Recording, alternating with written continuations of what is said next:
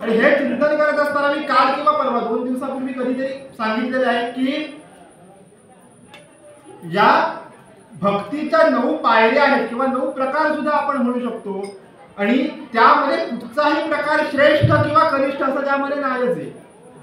त्यामुळे असं समजण्याची अजिबात गरज नाही की श्रवण भक्ती करणारे हे कनिष्ठ आहेत, कीर्तन भक्ती करणारे श्रेष्ठ आहेत, नामस्मरण भक्ती करणारे त्याहून श्रेष्ठ आहेत, असं काहीही नसून सगळ्या भक्ती या भगवंताला तितक्याच प्रिय आहेत. किंबहुना प्रत्येक भक्तीमधून कुठच्याही प्रकारची आपण जर का त्या भगवंताची भक्ती केली तरी सुद्धा त्या भगवंताला प्राप्त आपल्याला करता येणार आहे. त्यामुळं कुठचीही भक्ती कमी नाही आणि कुठचीही भक्ती जास्त नाही. आणि काल मी तुम्हाला सांगितलं किंवा काल आपण विचार केला की या ज्या काही 9 भक्तीच्या प्रकार आहेत किंवा 9 पायऱ्या ज्या आहेत त्यामध्ये पहिल्या पायरीपेक्षा दुसरी पायरी तुलनेला थोडी कठीण होत जाते आणि त्यामध्ये दुसऱ्या पायरीनंतर किंवा दुसऱ्या पायरीवरती गेल्यानंतर पहिली पायरी त्या मनाला सुलभ आहे असं आपल्याला वाटायला लागतं. म्हणजे ज्याप्रमाणे 5वीत गेलेल्या व्यक्तीला किंवा 5वीत गेलेल्या विद्यार्थ्याला पहिलीचा अभ्यास सोपा वाटतो तसंच दुसऱ्या पायरीनंतर दुसऱ्या पायरीवरती गेलेल्या किंवा दुसरी पायरी जो काही करत असेल भक्तीची त्याला पहिली पायरी सोपी वाटत असते. आणि अशा पद्धतीने चिंतन करता करता करता काल आपण अर्चन भक्तीपर्यंत येऊन पोहोचलो आणि आज जी आपल्याला भक्ती बघायची आहे 6वा भक्तीचा जो प्रकार आहे तो प्रकार म्हणजे वंदन भक्ती. आता ही जी काही वंदन भक्ती आहे तसं बघायला गेलं तर आपल्यासारख्या संसारी माणसाला प्रपंच करणाऱ्या माणसाला ही वंदन भक्ती सहज साध्य होणारी आहे. किंबहुना आपण ती गरज सुद्धा असतो. कुठेही भगवंताची मूर्ती आपल्याला दिसली की आपले हात जोडले जातात हो. पण मी काल म्हटलं तसं आपले हात जोडले जाणे ही फक्त कृती झाली. काल मी सांगितलं की कुठचीही कृती ही भक्ती या सदरामध्ये तेव्हाच मोडते किंवा जेव्हा त्या कृतीला विशिष्ट अशा प्रकारची पातळी प्राप्त होते. मग त्या न्यायाला जर का बघायला झालं तर वंदन वेगळे आणि वंदन भक्ती वेगळी. आपलं वंदन करणं भक्ती तेव्हाच ठरेल की जेव्हा त्या वंदन करण्यामध्ये आपल्या मनाची उपस्थिती असेल. कुठच्याही भक्तीच्या बाबतीत आहे नामस्मरण करत असताना सुद्धा नाम घेताना सुद्धा त्यामध्ये मनाची उपस्थिती असणं अत्यंत गरजेचं आहे. तसंच वंदन भक्तीच्या बाबतीमध्ये सुद्धा आपण जो काही भगवंताला नमस्कार करणार आहोत त्या नमस्कार करण्यामध्ये सुद्धा आपल्या मनाची जर का उपस्थिती त्या ठिकाणी असेल तरच ती भक्ती ठरणार आहे. आणि अशा या वंदन भक्तीविषयी समर्थांनी इथे सांगायला सुरुवात केली आहे. पहिली ओवी अशी येते मागा झाले निरूपण 5वे भक्तीचे लक्षण आता ऐका सावधान 6वी भक्ती. म्हणजे 6वी भक्ती कुठली तर 6वी भक्ती ते वंदन करावे देवासी नमन संत साधू आणि सज्जन नमस्कारित जावे. आता ही वंदन भक्ती करत असताना आपल्याजवळ असणं आवश्यक असलेला अत्यंत गुण म्हणजे आपल्या स्वतःकडे नम्रपणा असणं अत्यंत गरजेचं आहे. जेव्हा आपल्याकडे नम्रपणा असेल तेव्हाच आपण कुणासमोर तरी भगवंत अगदी व्यवहारात सुद्धा एखाद्या मनुष्याला नमस्कार आपण केव्हा करू शकू किंवा त्याच्यापुढे आपण झुकले कधी जाऊ तर जेव्हा आपल्याकडे नम्रपणा असेल तर. त्यामुळे मी मगाशी जे म्हटलं की संसारी माणसाला वंदन भक्ती करणे सहजसाध्य ते म्हणत असताना सुद्धा त्याची दुसरी बाजू अशी सुद्धा आहे की जो माणूस अहंकारी आहे त्या अहंकारी माणसाला ही वंदन भक्ती तितकीशी साध्य होणं सोपं नाही. मुळात ही अहंकारी गोष्टच अशी आहे की परमार्थामध्ये कुठचीही भक्ती तुम्ही करत असा अहंकार हा त्या ठिकाणी मारकच आहे. आणि म्हणूनच जे षड रिपू सांगितलेले त्यामध्ये सुद्धा अहंकाराचा समावेश आहे. काम क्रोध लोभ मोह मद. मद म्हणजेच अहंकार.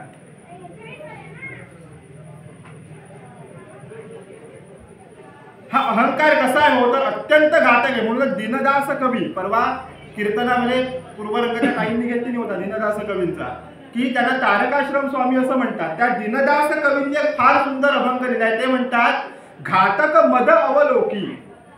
घातक मद अवलोकी. या मदामुळे काय झालं हो तर धन बल गर्वे दशाननाधिक झाले नष्ट विलोकी. मला सांगा, रावण काही कमी विद्वान होता का हो? प्रत्यक्ष भगवान शिवशंकरांचं शिवलिंग तो घेऊन निघालेला. आपण आणि मुख्य म्हणजे त्याने प्रार्थना करावी आणि भगवंताने ते शिवलिंग द्यावं. उद्या आपण जर का कैलास पर्वतावरती गेलो आणि भगवंताकडे शिवलिंग मागितलं, आपल्याला देतील का हो?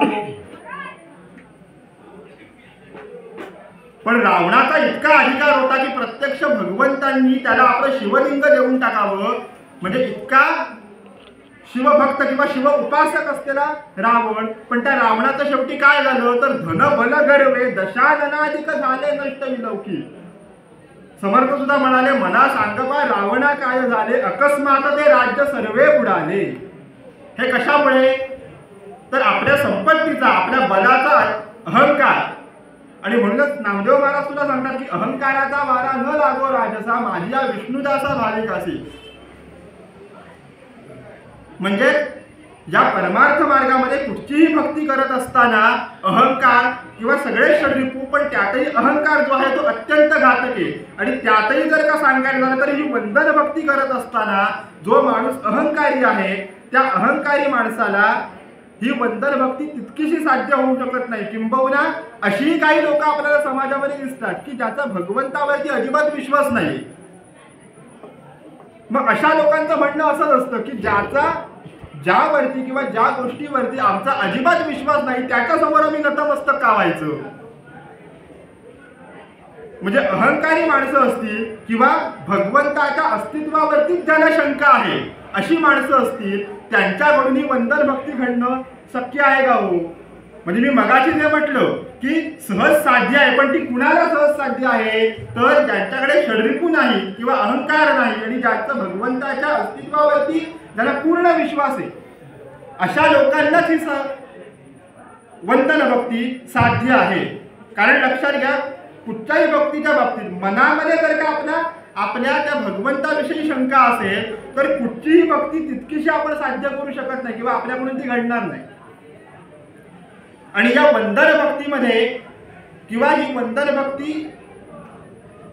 किती उंचीपर्यंत जाऊ शकते हो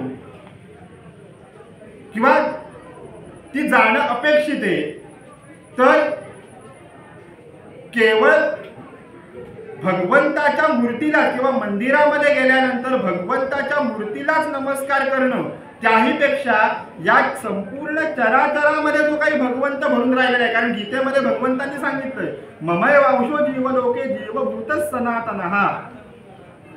या चराचर सृष्टीमधल्या प्रत्येक जीवामध्ये भगवंत म्हणाले माझा अंश आहे आणि निर्जीवामध्ये सुद्धा तो आहे. मग या चराचर सृष्टीमध्ये असलेल्या सजीव निर्जीव या सर्वांभूती ज्याला ईश्वराची अनुभूती आलेली आहे म्हणून त्या सर्वांना नमस्कार करणं म्हणजे फक्त भगवंताच्या मूर्तीलाच नमस्कार करणं नाहीये तर हा खांब दिसला या खांबाला सुद्धा नमस्कार करता आलं पाहिजे. कारण त्यामध्ये सुद्धा भगवंत आहे. नृसिंह महाराज तिथूनच प्रगट झाले. एखादा दगड दिसला त्या दगडाला सुद्धा नमस्कार करणं का कारण त्यामध्ये सुद्धा भगवंत आहे. नाहीतर बऱ्याच जणांचं असं होतं म्हणजे देवतांच्या बाबतीमध्ये सुद्धा काही लोक अशी असतात की गणपतीच्या मूर्तीला नमस्कार करायचा आणि शंकरांच्या देवळात गेलं की तिला नमस्कार करायचं नाही. मग याला वंदन भक्ती म्हणता येईल का? कुठच्या तरी एका रूपालाच नमस्कार करणं याला वंदन भक्ती म्हणता येईल का?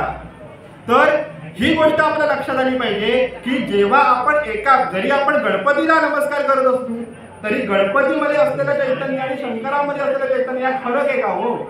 म्हणून इथे सांगितलं त्या संदर्भाला श्लोक सुद्धा इथे आलाय ओवी सर्व देवास नमस्कारिले.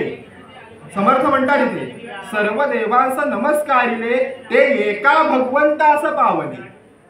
सर्व देवास नमस्कारिले ते एका भगवंतास पावले ये धरती एक वचन बोलले आहे ते ऐका.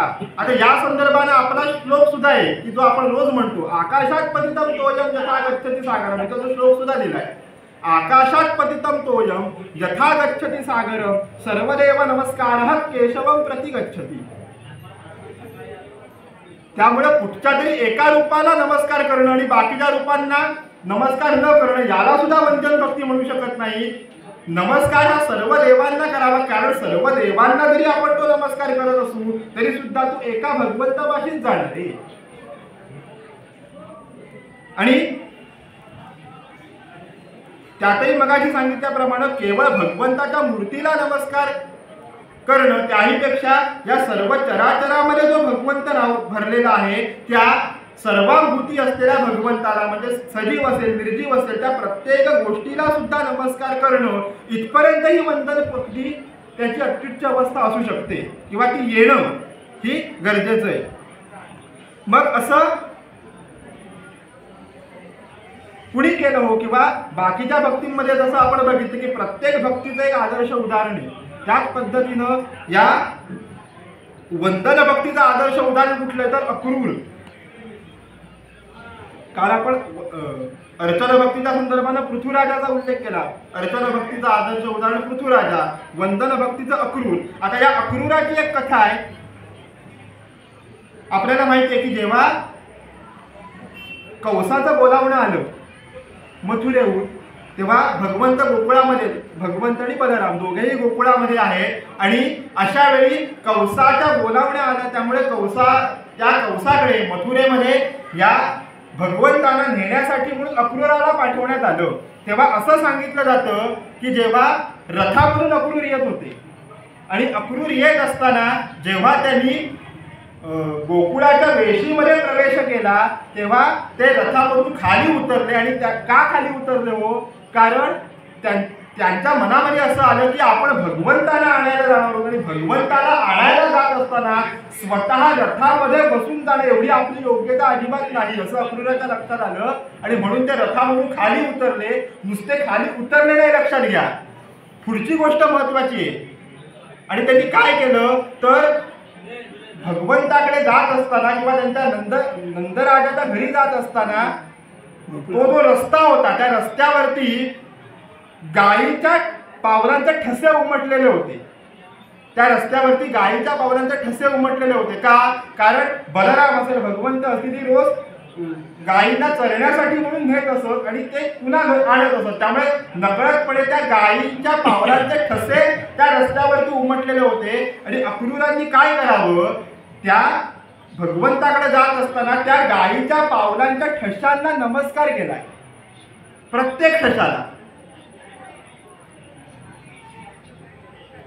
नुसतं तसंच नव्हे तर आजूबाजूला जी काही झाडं होती त्या झाडांना सुद्धा त्या अक्रूराने नमस्कार केला. आणि त्या नमस्कार करत असताना अक्रूर असं म्हणतो की हे वृक्ष हो, माझं आराध्य दैवत असलेला भगवान गोपालकृष्ण, तो गोपालकृष्ण इथे गोकुळामध्ये राहतो. आणि त्या गोकुळामध्ये राहत असताना तो भगवंत ज्या ज्या म्हणून काही बाललीला करतो त्या बाललीलांचं दर्शन तुम्हाला घडतंय.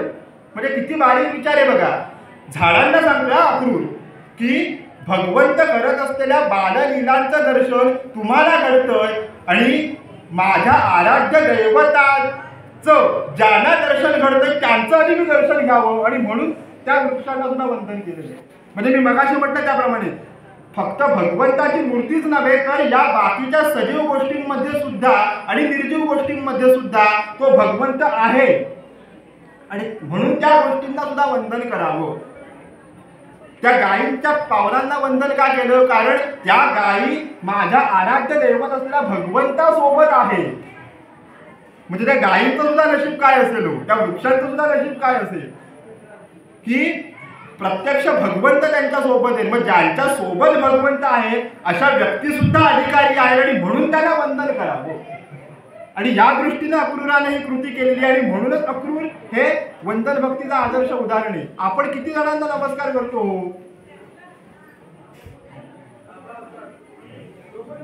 आणि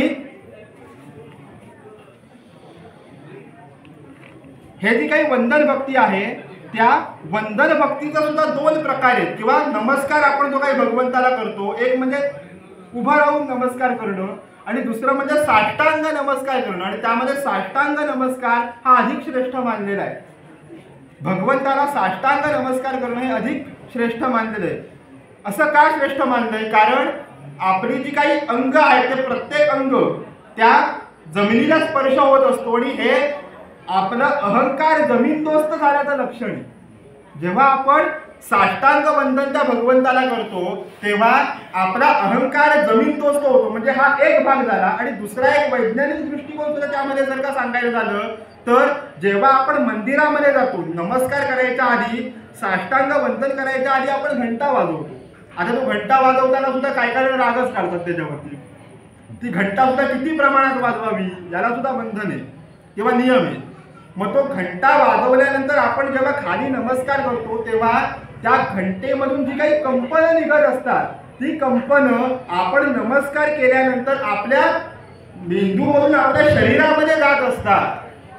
आणि त्यामुळं काय होतं तर आपल्या मनामध्ये असलेली जी काही नकारात्मकता आहे ती नकारात्मकता निघून जाऊन ज्याला सकारात्मकता, मराठीमध्ये पॉझिटिव्हिटी ज्याला म्हणतात, अशी सकारात्मकता आपल्याला त्या घंटेच्या माध्यमातून किंवा त्या नादाच्या माध्यमातून आपल्यामध्ये प्रसारित होत असते. हा दुसरा विषय किंवा दुसरा वैज्ञानिक विषय त्या संदर्भाने झाला. पहिला विषय म्हणजे अहंकाराचा नाश होतो आपल्या आणि दुसरा म्हणजे हा वैज्ञानिक विषय. म्हणजे असे दोन्ही फायदे या साष्टांग नमस्कारामुळे आपल्याला होणार आहेत. आणि म्हणून साष्टांग नमस्कार हा अधिक श्रेष्ठ या वंदन भक्तीमध्ये सांगितलेला आहे.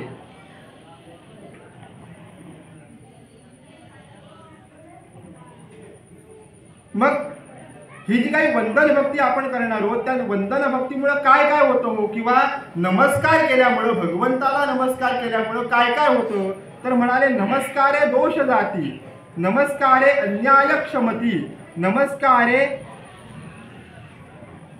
नमस्कारे मोडली जडती समाधाने. नमस्कारामुळे अनंत प्रकारचे दोष किंवा अनंत प्रकारची पातक नाहीशी होतात. जसं आपण नामस्मरण भक्तीमध्ये बघितलं होतं. तिकडे आपण बघितलं की नामात शक्ती जितू की अघते हराया, पाप्यान शक्ती जितू की अघते कराया. म्हणजे पापी मनुष्य जितकी पातकं सुद्धा करू शकत नाही तितकी पातकं त्या केवळ भगवंताच्या नामानं नाहीशी होतात. आणि हा अनुभव किती जणांना आला तर नामे अनंत तरले, कोळी माळी वणीच कुंभार, अंत्यज यवनही नापित, स्त्री शूद्राधिक नीच चांभार. तिथे आपण वाल्यामुळे ती कथा बघितली. म्हणजे नामस्मरणामुळे जशा पद्धतीनं अनंत पातकांचा नाश होतो त्याच पद्धतीने इथे वंदन भक्ती करत असताना किंवा भगवंताला आपण नमस्कार केला की त्या एका नमस्कारामुळे अनंत पातकांचा आपला नाश होतो. पण तो नमस्कार करत असताना पुन्हा आपला मूळ विषय आहे तिथे येणारे आपलं मन त्या ठिकाणी असणं. वंदनी भक्ती तेव्हा ठरणार आहे की आपलं मन त्या वंदन भक्तीमध्ये किंवा त्या वंदन करीत असताना आपलं मन त्या ठिकाणी असणं अत्यंत गरजेचं आहे. नाहीतर नुसतं हात जोडणं ही कृतीच ठरणार आहे. हो, कृतीची भक्ती केव्हा होईल, आपलं मन त्या ठिकाणी असेल तर. तसंच पुढे म्हणाले, नमस्कारे पतित पावन, नमस्कारे संतांसी शरण, नमस्कारे जन्म मरण दुरी दुरावे. जर का आपण त्या भगवंताला नमस्कार केला तर अनंत पतित पावन, जे अनंत पातकी आहे ते पातकी लोक सुद्धा पावन होतात. आणि मग हा नमस्कार कुणाला करायचा, एक म्हणजे भगवंताला तर करायचाच आहे, पण त्या भगवंतापर्यंत आपण ज्या माध्यमातून पोहोचणार आहोत. परवा पादसेवन भक्तीमध्ये सुद्धा आपण हा विषय बघितला की भगवंतापर्यंत जाण्यासाठी आपण काही थेट तिथपर्यंत पोहोचू शकत नाही. हो, मी परवा सांगितलं होतं का पोहोचू शकत नाही, कारण देह असेल, बुद्धी असेल, चित्त असेल, अहंकार असेल, या सगळ्या गोष्टी आपल्याला त्या भगवंतापर्यंत जाण्यासाठी रोखून धरतात किंवा आपल्या मध्ये त्या पर्वताप्रमाणे उभे राहतात. तुकाराम महाराजांचा अभंग, काम क्रोध आड पडले पर्वत राहिला अनंत पलीकडे. आपल्यामध्ये आणि त्या भगवंतामध्ये हे कामक्रोधाचे षडविकार एखाद्या पर्वताप्रमाणे उभे. आणि मग म्हणूनच ते भेदून जर का आपल्याला पलीकडे जायचं असेल तर आपल्याला त्यासाठी कोणीतरी मार्गदर्शक आवश्यक असेल की जे आपले सद्गुरू असतात. सद्गुरू तरी कुणाला म्हणायचं तर जे आपल्याला सद्वस्तू दाखवतात ते सद्गुरू. परवा आपण बघितलं, जे कोणी परवा नव्हतील म्हणून त्यांच्यासाठी पुन्हा सांगतोय की सद्वस्तू जे आपल्याला दाखवतात, ही सद्वस्तू म्हणजे कुठली तर आपलं जे काही आत्मस्वरूप आहे की ज्याला आपण भगवंत असं सुद्धा म्हणू शकतो. त्या भगवंताला त्या भगवंत आपल्याजवळ आहे, पण आपल्याला त्याचा अनुभव घेता येत नाही. मग ती अनुभूती घेण्यासाठी जे आपल्याला मार्गदर्शन करणार आहेत असे जे आपले सद्गुरू आहेत, त्या सद्गुरूंना आधी पहिलं वंदन करावं असं सांगितलेलं आहे. सद्गुरूंना आधी पहिलं वंदन करावं आणि मग एकदा का त्या सद्गुरूंची प्राप्ती आपल्याला झाली आणि त्यांनी केलेल्या उपदेशाप्रमाणे जर का आपण आचरण केलं, हा सुद्धा विषय आपला परवा झाला. त्यांनी केलेल्या उपदेशाप्रमाणे आचरण करणं ही सुद्धा एक प्रकारे वंदन भक्तीच आहे. म्हणजे शारीरिक दृष्ट्या आपण जेव्हा हात जोडू, त्यांच्या चरणी नतमस्तक होऊ, हे झालं शारीरिक वंदन. मानसिक वंदन कधी होणार आहे? केवळ आपलं शरीर त्या सद्गुरूंच्या चरणी अनंत शरण असणं, याहीपेक्षा आपण मनानं सुद्धा त्यांच्या चरणाशी शरण असणं. आता ते शरण कसं जायचं, तर सद्गुरू जो काही आपल्याला उपदेश करतात त्या उपदेशाप्रमाणे त्याचं अनुसरण करावं. आपण अनुकरण करतो प्रत्येक वेळी. एखाद्याचं अनुकरण करण्यापेक्षा अनुसरण करावं. परवा इथे आपल्या डॉक्टरांनी हा मुद्दा सांगितलेला, मी अनुकरण आणि अनुसरण बोलत होतो, त्यावरती छान त्यांनी उदाहरण दिलेली लोकमान्य टिळकांचं. लोकमान्य टिळक असं म्हणत की लोक माझं अनुसरण करण्यापेक्षा अनुकरण करतात. अनुकरण म्हणजे नक्की काय करतात, तर लोकांनी माझा कित्ता विरवण्यापेक्षा अडकित्ता विरवला. हे त्यांच्याकडनं मला परवा कळलं. लोकांनी माझा कित्ता विरवण्यापेक्षा अडकित्ता विरवला. म्हणजे असं अनुकरण लोक करत असतात, पण इथे परमार्थामध्ये अपेक्षित काय, तर अनुसरण करणं. म्हणजे संतांनी जो काही आपल्याला मार्ग सांगितला आहे त्या मार्गानुसार चालत राहणं, सद्गुरूंनी सांगितलेल्या उपदेशाप्रमाणे चालत राहणं. लक्षात घ्या, आपण परवा बघितलं की समजा मला एके ठिकाणी जायचं आहे आणि मला कोणतरी वाटाडा त्याला तेव्हा दिसला आणि मी त्याला विचारलं की मला अमुक अमुक गावाला जायचं आहे. तेव्हा त्याने मला मार्ग दाखवला, तुम्हाला अमुक अमुक यांच्याकडे जायचं आहे, मग तुम्ही या मार्गाने जा. आता त्यानं मार्ग दाखवायचं काम केलं, हो, त्यानं दाखवलेल्या मार्गानुसार चालणं हे माझं कर्तव्य आहे. आणि जर का मी गेलो नाही तर त्यामध्ये दाखवणाऱ्याचं काही नुकसान आहे का? मार्ग दाखवणाऱ्याचं. तो म्हणजे मी मार्ग दाखवायचं काम केलं. म्हणजे त्याच दृष्टीने जर का बघितलं तर सद्गुरू जे काही आपल्याला उपदेश करणार आहे त्या उपदेशाप्रमाणे आपण जर का वागलो नाही तर नुकसान आपलंच आहे, सद्गुरूंचं काही नुकसान नाही. आणि म्हणूनच अशा त्या सद्गुरूंच्या चरणाशी नतमस्तक व्हावं आधी, किंवा त्यांना आधी वंदन करावं. आणि असं हे सद्गुरूंना वंदन केल्यानंतर किंवा भगवंताला वंदन केल्यानंतर काय होतं, तर नमस्कारे जन्म मरण दुरावे. हे जे काही जन्म मृत्यूचं चक्र आहे ते सगळे विषय आधी झालेलेच खरे. जन्म मृत्यूचं जे काही चक्र आहे गीतेमध्ये सुद्धा आपण बघितलं, जो जन्माला आला त्याला कधीतरी मृत्यू आहे. जातस्य ध्रुव मृत्यू ध्रुवम जन्म मृतस्य. जो जन्माला आला त्याला कधीतरी मृत्यू आहे. मग आधी मुळात जन्म का घ्यावा लागतो, कारण आधी केलेल्या कर्मांचे भोग भोगण्यासाठी म्हणून जन्म आहे. मग हे जे काही जन्म मृत्यूचं चक्र आहे त्या जन्म मृत्यूच्या चक्रामधून जर आपल्याला सुटका हवी असेल तर त्या भगवंताला वंदन करावं, त्या सद्गुरूंना वंदन करावं. आणि त्यामुळेच आपल्याला या जन्म मृत्यूच्या चक्रामधून आपण दूर होऊ शकतो.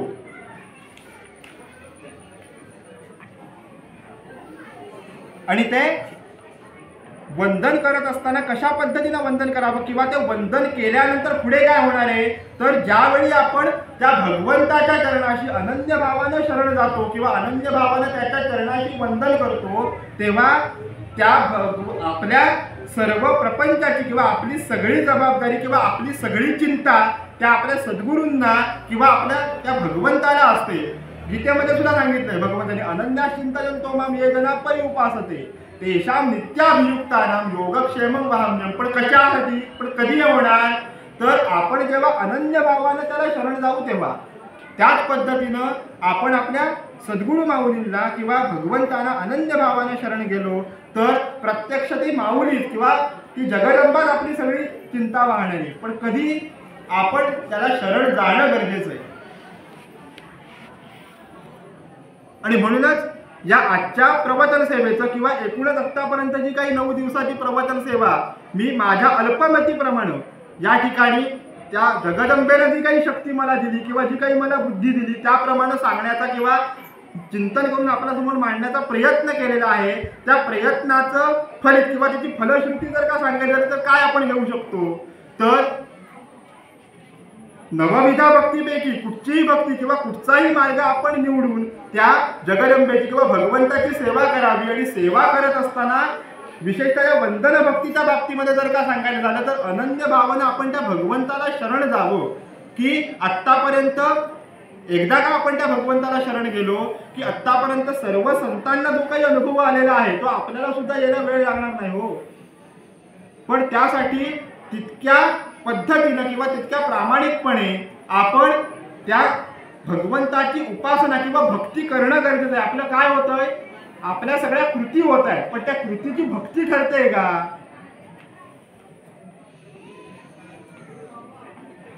काल वंदन भक्तीच्या बाबतीमध्ये मी सांगितलं की आपण बहिरंग भक्ती त्या भगवंताची अनेक करतो, वेगवेगळ्या प्रकारची फुलं आणून त्याला अर्पण करतो, गंध उगाळतो, ह्या सगळ्या कृती झाल्या.